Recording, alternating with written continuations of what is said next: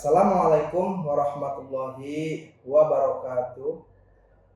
Dengan memanjatkan puji syukur kehadirat Allah Subhanahu wa taala, salam sejahtera bagi kita semua. Semoga kita senantiasa berada dalam lindungan Allah Subhanahu wa taala. Perkenalkan, nama saya Didit Haryadi, SMMM dengan NIDN 0425059004 dan NUPTK 6857 7686 6913 0442. Dosen tetap pada program studi manajemen Sekolah Tinggi Ilmu Ekonomi Dwi Mulia Serang, Banten.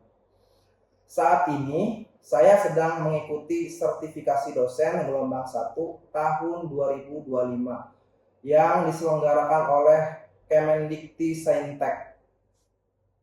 Saya menyampaikan komitmen dan tekad untuk mengikuti proses pengisian data dukung PDD pada usulan kenaikan tingkat dan pangkat tenaga pendidik UKT-PT, khususnya pada bidang pengajaran dalam rangka sertifikasi dosen tahun 2025. Pada kesempatan ini, saya akan memaparkan salah satu mata kuliah yang saya ampuh, yaitu perilaku keorganisasian yang diajarkan pada semester 4 tahun akademik 2024-2025 dengan beban 3 SKS.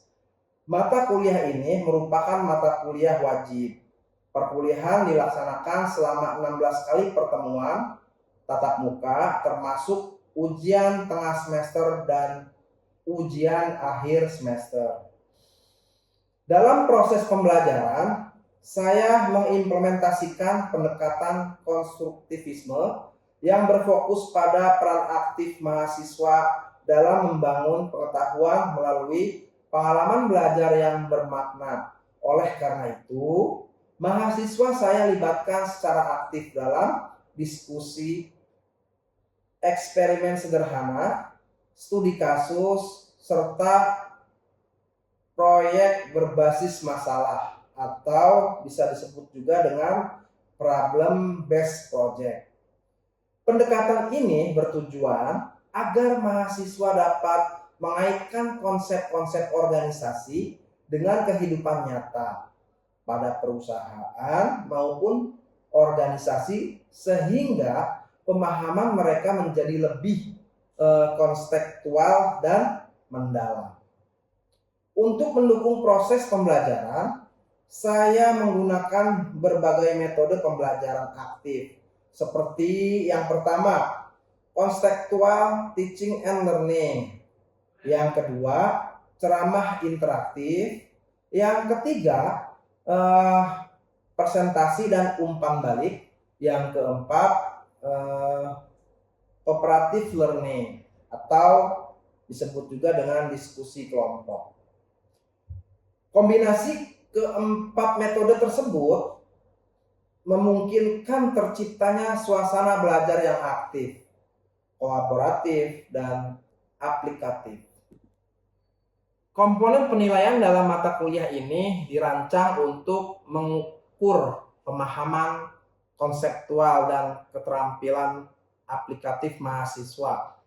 Penilaian dilakukan secara berkelanjutan ya, formatif melalui kuis, tugas individu dan kelompok, laporan praktikum, presentasi, serta proyek mini. Sementara itu, penilaian sumatif dilakukan melalui UTS dan UAS. Deskripsi singkat mata kuliah perilaku keorganisasian. Mata kuliah perilaku keorganisasian membahas tentang bagaimana individu, kelompok, dan struktur organisasi mempengaruhi perilaku dalam organisasi. Materi meliputi pemahaman tentang perilaku keorganisasian secara menyeluruh. Mahasiswa diharapkan mampu menganalisis dan menerapkan konsep perilaku keorganisasian untuk meningkatkan efektivitas dan efisiensi organisasi. Tema materi pembahasannya tiap-tiap bab, yakni yang pertama sikap dan kepuasan kerja dalam organisasi. Yang kedua, konsep motivasi. Yang ketiga, memahami kerja tim. Yang keempat, komunikasi dalam organisasi. Yang kelima, kepemimpinan. Yang keenam, budaya organisasi. Yang ketujuh, komitmen organisasi. Yang kedelapan, perubahan organisasi dan manajemen stres. Yang kesembilan, talent management. Yang kesepuluh, organizational citizenship behavior. Yang ke-11, kekuasaan dan politik di lingkungan organisasi. Yang ke-12, kompensasi, penghargaan, reward, dan punishment. Yang ke-13, iklim kerja organisasi. Yang ke-14, lingkungan kerja pada organisasi. Melalui mata kuliah ini, mahasiswa diharapkan mampu memahami perilaku keorganisasian secara ilmiah, teoritis, dan praktis.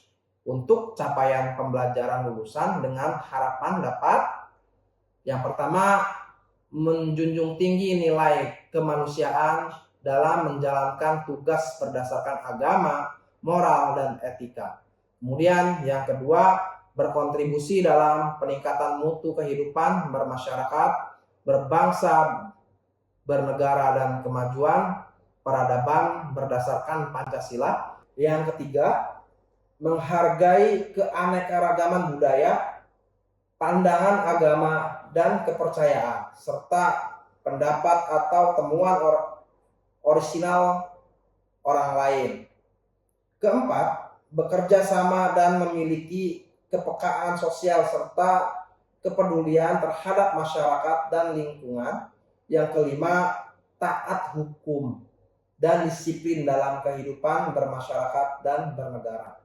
Yang keenam, mampu menerapkan pemikiran logis, kritis, sistematis, dan inovatif dalam konteks pengembangan atau implementasi ilmu, pengetahuan, dan teknologi yang memperhatikan.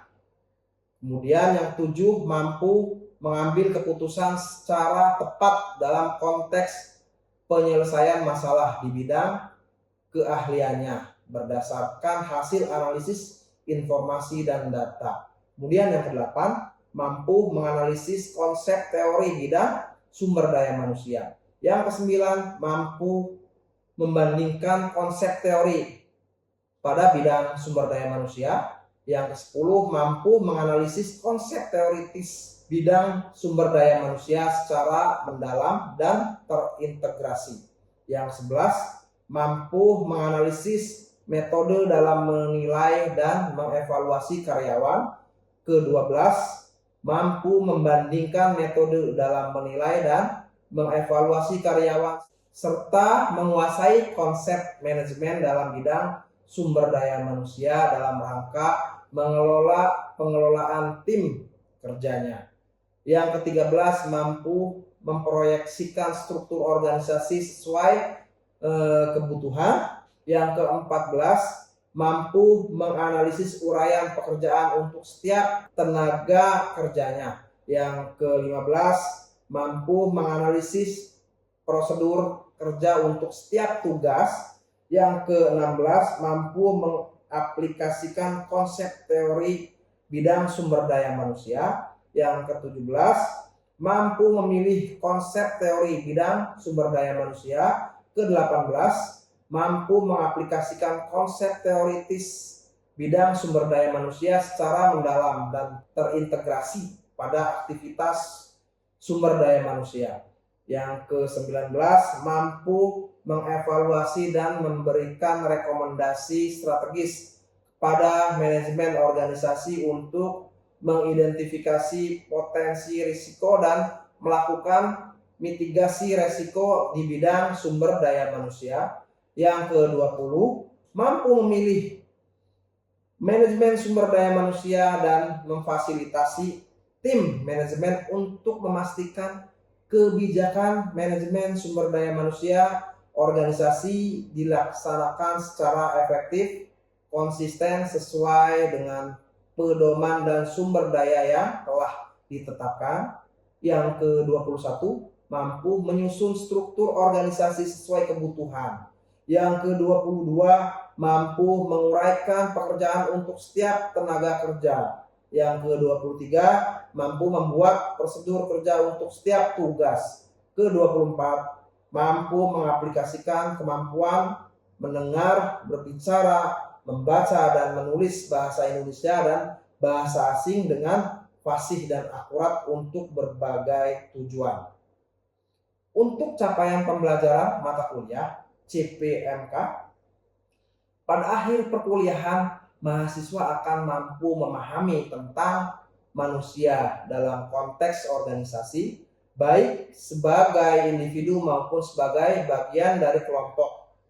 Mata kuliah ini membahas teori konsep aplikatif yang berkaitan dengan sikap dan kepuasan kerja dalam organisasi, konsep motivasi, memahami kerja tim, komunikasi dalam organisasi, kepemimpinan, budaya organisasi, komitmen organisasi, perubahan organisasi, dan manajemen stres. Talent management, organizational citizenship behavior, kekuasaan dan politik di lingkungan organisasi, kompensasi, penghargaan, reward dan punishment, iklim kerja organisasi, lingkungan kerja pada organisasi. Sebagai seorang dosen, saya menyadari bahwa pengajaran merupakan salah satu aspek utama dalam pengembangan profesionalisme dan kontribusi nyata pada dunia pendidikan tinggi. Melalui pengisian data ini, saya ingin menunjukkan integritas, dedikasi, serta tanggung jawab dalam melaksanakan tugas tridharma perguruan tinggi, khususnya di bidang pengajaran. Saya berharap proses ini dapat berjalan dengan lancar dan memberikan hasil yang terbaik, sehingga dapat meningkatkan mutu pendidikan dan memberikan manfaat yang lebih luas bagi mahasiswa, institusi, dan masyarakat. Semoga segala upaya dan ikhtiar yang dilakukan mendapatkan ridho dan keberkahan dari Allah Subhanahu wa Ta'ala. Untuk tahapan berikutnya, mari kita simak potongan video pembelajaran pertemuan ke-9 dengan tema Talent Management pada mata kuliah perilaku keorganisasian ini, untuk melihat secara langsung bagaimana saya mengelola proses belajar mengajar dalam kelas semester 4 program studi manajemen Sekolah Tinggi Ilmu Ekonomi Dwi Mulyana. Terima kasih. Wallahul muwaffiq ila aqwamit thoriq. Wabillahi taufiq wal hidayah. Wassalamualaikum warahmatullahi wabarakatuh. Ini ya, jadi kita pertemuan ke-9 membahas tentang human asset values ya. Di sini ada 5 kriteria manajer mengevaluasi karyawannya ya, atau bawahannya. Jadi dari hasil penilaian kinerja itu dievaluasi. Jadi ada career passion, ada star, ada potensial kandidat, kemudian ada reward, ada problem employees. Untuk sebelah kiri ke atas itu kinerjanya atau performance-nya. Kemudian di bawahnya kompeten atau potensial ya. Makin menjulur ke kanan itu makin potensial atau makin kompeten. Itu. Jadi siapa yang mau bertanya? Baik, sebutkan nama dan tim. Izin bertanya Pak. Ya, perkenalkan, nama saya Alvan Aliyadi dengan NIM 2131221731. Izin bertanya, apa sih yang dimaksud dengan career person itu Pak? Career person ya. Baik, pertanyaan yang bagus sekali ya untuk career person ya. Jadi untuk performance-nya berada pada baik sekali ya ke bagian kiri. Kemudian untuk penilaian kompetensinya berada pada 2 nih ya, di angka 2 ya. Jadi karyawan itu secara kinerjanya baik sekali ya. dikatakan baik sekali. Kemudian kompetensinya ini kurang gitu. Tapi ini tidak apa-apa, tidak masalah. Berarti si karyawan ini harus mengikuti pelatihan, diikutkan pelatihan sesuai dengan analisis pekerjaannya ya, job description-nya itu. Itu maksud dengan career passion. Secara performance dia baik sekali, namun kekurangannya di kompetensinya ya. Jadi si karyawan tersebut harus diikut sertakan pelatihan untuk solusinya. Tuh. Ada lagi? Baik Pak, izin bertanya. Ya, silakan. Nama saya Remelia dengan NIM 2231 221739. Pertanyaannya adalah apa sih Pak yang dimaksud dengan dibuat? Terima kasih. Ya, Deadwood ya. Deadwood ini tipikal karyawan ya, dari hasil penilaian kinerja itu secara performance, secara kinerja itu berarti apa tuh? Di sini kurang ya atau cukup ya? Bisa jadi di sini Deadwood itu kurang, tidak bisa dikatakan kurang. Nah, secara kompetensinya juga atau kompetensi itu dianggap tidak kompeten. Nah, ini harus diapain nih karyawan tersebut? Secara kinerjanya buruk, kemudian kompetensinya juga tidak kompeten. Ini harus diapain nih? Nah, jika karyawan ini kontrak, ya kan, harus tidak dilanjutkan kontraknya karena buruk ya, secara kinerja buruk, kemudian kompetensinya juga tidak kompeten. Jadi harus di-cut kontraknya. Ya. Atau kalau emang ini permanen, karyawan tersebut permanen itu harus dimutasi, ke tempat yang lebih sesuai nih menurut hasil dari wawancaranya. Ini deskripsi untuk pekerjaannya kemana gitu, cocoknya itu di Deadwood ya itu. Cukup paham dengan karakter yang Deadwood ini, karyawan yang Deadwood ini tuh ya. Oke, dilanjut. Ada lagi yang mau bertanya? Saya Pak, Ya, silakan. Sebutkan nama dan NIM. izin bertanya. Nama saya Siti Nurhayati dengan NIM 2231221736. Izin bertanya, apa sih yang dimaksud dengan staff Pak? Staff. Ya. Oke. Ya, karyawan yang memiliki karakter star atau jatuh penilaiannya ya dari evaluasi itu ke star, baik secara performance ya, dia istimewa nih karyawan nih, karena berada di ujungnya secara performance nih, secara kinerja karyawannya. Kemudian secara kompetensinya juga sangat potensial. Ya, berada di ujung juga sangat potensial ya, kompetensinya sangat potensial. Nah, ini tipikal karyawan harus diapain nih? Harus dijaga berarti. Nah, karyawan tersebut harus dipromosikan ke jenjang berikutnya.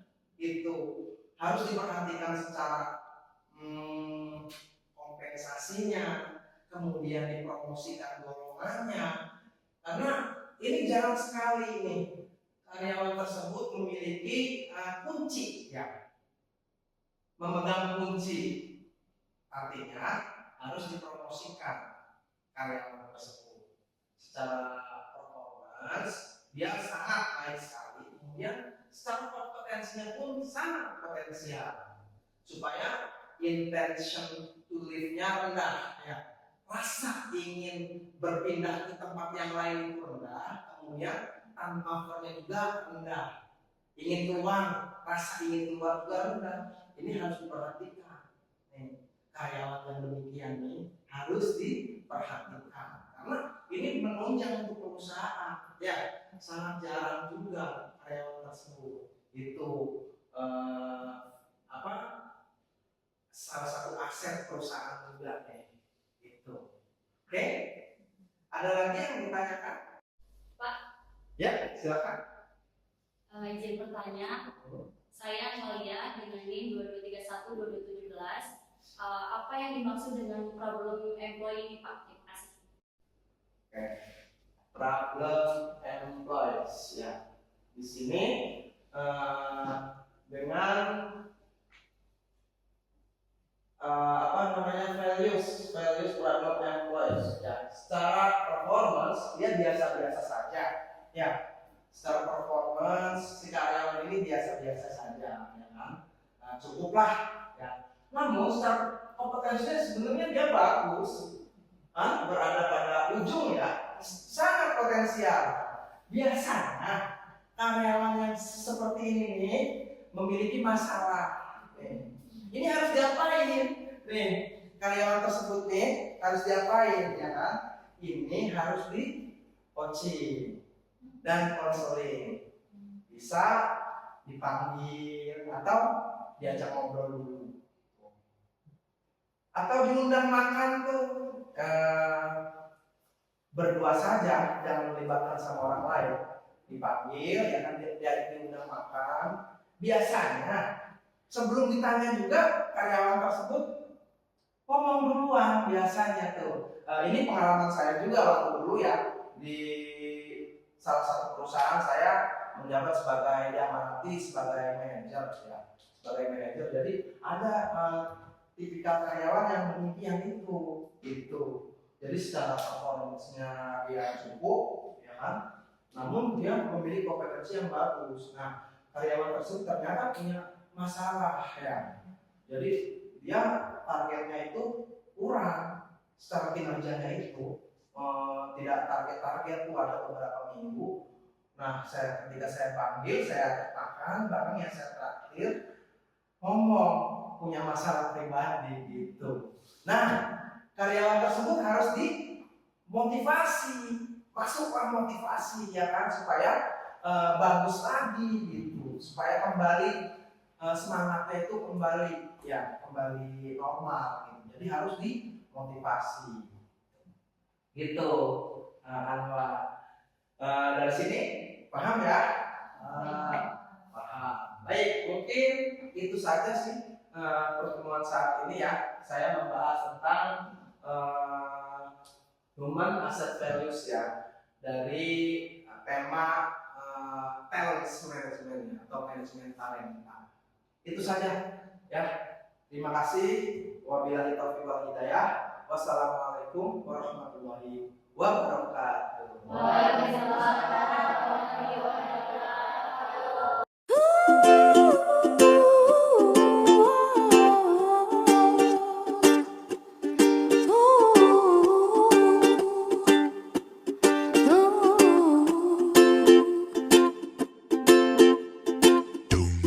Here's a little song I wrote. You might wanna sing it note for note, but don't worry. Be happy. In our life we have some trouble, but when you worry you make it double. Don't worry. Be happy. Don't worry, be happy.